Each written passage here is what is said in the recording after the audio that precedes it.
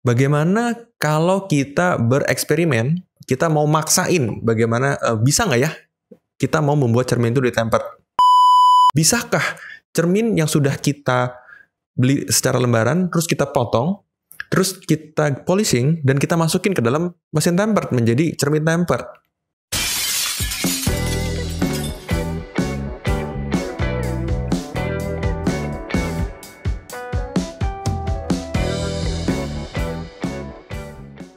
Halo internet, apa kabar semua? Selamat datang kembali di channel Himalaya Abadi bersama host dari channel ini saya sendiri, yaitu Wilson. Dimana seperti biasa di channel ini kita akan membahas hal-hal yang unik dan menarik terkait dengan industri kaca, terutama relevansinya terhadap industri interior dan arsitektur. Topik bahasan dari video atau podcast kita pada episode kali ini adalah mengenai cermin tempered. Apakah cermin itu bisa ditempered atau tidak? Kita akan membahas dari sudut pandang cermin yang biasa dipakai untuk industri arsitektur dan interior. Jadi saya tidak akan membahas mengenai cermin-cermin yang lainnya. Contohnya seperti industri kaca spion atau industri kosmetik dan lain-lainnya. Kita akan fokus lebih detail ke industri arsitektur dan interior.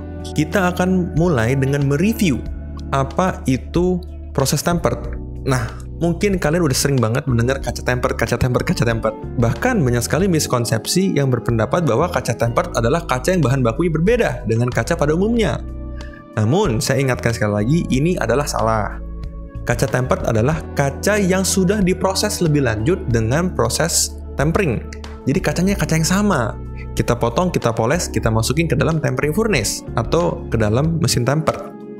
Nah, apa sih proses tempered? Proses tempered adalah proses melakukan pemanasan dan pendinginan terhadap kaca tersebut.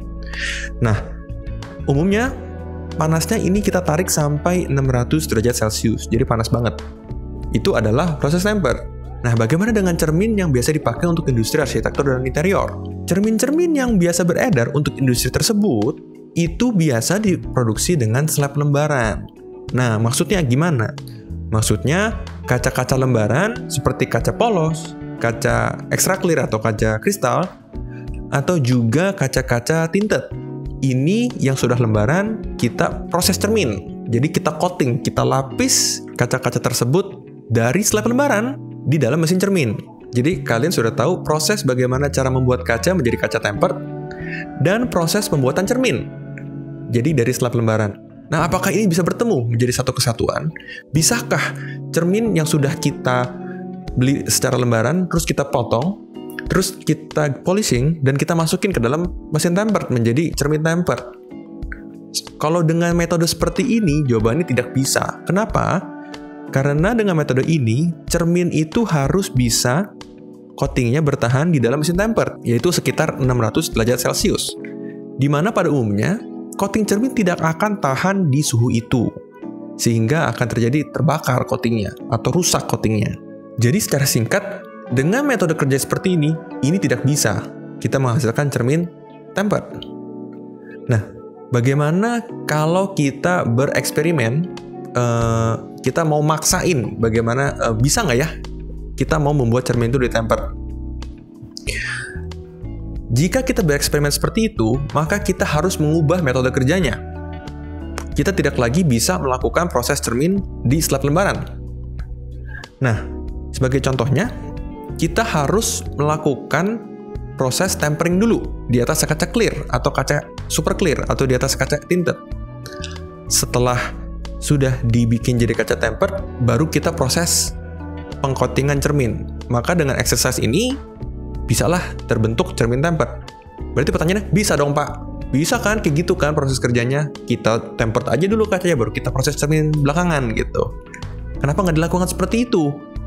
Pertanyaannya cukup logis. Nah, saya akan jawab. Proses ini tidak lazim dilakukan karena perlengkapan dan terkait dengan efisiensi kerja. Efisiensi kerja dengan metode yang saya barusan jelaskan itu memerlukan equipment yang tidak sama. Kenapa? Karena tadi yang saya bilang, lazimnya cermin dibuat lembaran, ketika kita balik prosesnya ini akan menghasilkan ketidakefisienan pada proses cermin. Sehingga secara harga akan melambung dan juga secara proses kerja akan sulit. Karena tadinya equipment-nya itu didesain untuk line lembaran, akan berubah menjadi potongan-potongan kecil. Karena kalian tahu sendiri kaca tempered itu tidak bisa dipotong lagi, tidak bisa di-adjust ukurannya. Jadi seperti yang kalian tahu, kaca yang sudah di-tempered tidak bisa dipotong lagi. Sehingga untuk menghasilkan cermin tempered, proses tempered harus duluan. Maka dari itu, si cermin ini akan size-nya beda-beda dong ya, karena kan akan menyesuaikan ukuran lapangan. Terus mesin cermin ini akan bekerja dengan tidak efisien, karena ukurannya berubah-ubah terus. Nah, maka dari itu, inilah sebabnya tidak lazim digunakan dengan metode seperti ini. Tapi ada nggak yang melakukan seperti ini? Ada aja perusahaan mungkin di luar negeri yang melakukan proses seperti ini, ditemper dulu baru dicermin belakangan. Biasanya itu bergerak di industri yang melakukan proses mass production, bukan proses custom, di mana ukurannya sama terus, let's say 90 kali 120 terus. Jadi mesin temperednya pun akan menyesuaikan, jadi mesin tempered yang lebih kecil, dan juga mesin cerminnya yang menyesuaikan supaya efisiensi daripada pekerjaan itu bisa tinggi, jadi harganya nggak melambung. Dan ini beberapa prosesor kaca di luar negeri melakukan hal seperti ini.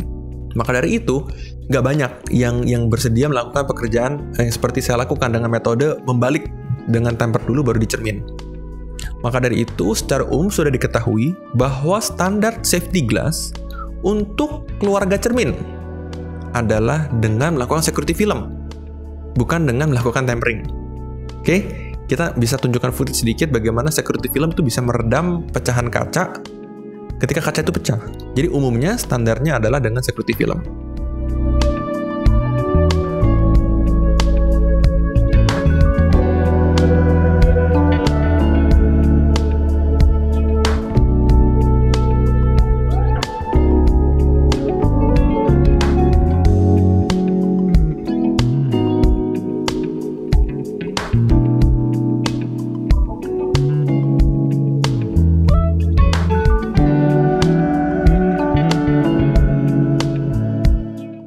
Namun, ini membuka peluang. Oke, membuka peluang gimana maksudnya? Membuka peluang di kemudian hari ada teknologi di mana coating cermin yang bisa dipanaskan sampai suhu 600 derajat. Dengan demikian, jika slab lembaran itu di-coating dengan coating yang bisa tahan suhu tinggi, maka dari itu kita bisa melakukan proses cermin tempered dengan proses tradisional, yaitu dipotong dulu cerminnya dari slab lembaran, baru dimasukkan ke dalam tempering furnace. Jadi, nanti kita akan update bagaimana teknologi ini bisa berkembang di industri kita. Jadi, ke depannya akan ada opsi jika cermin itu mau ditempered dengan metode yang tradisional. Jadi, terima kasih sudah stay tune di podcast dan video kami. Jika kalian ada pertanyaan lebih lanjut, kalian bisa drop pertanyaan kalian di kolom komentar. Dan juga jangan lupa like, share, dan subscribe buat kalian yang nonton di YouTube.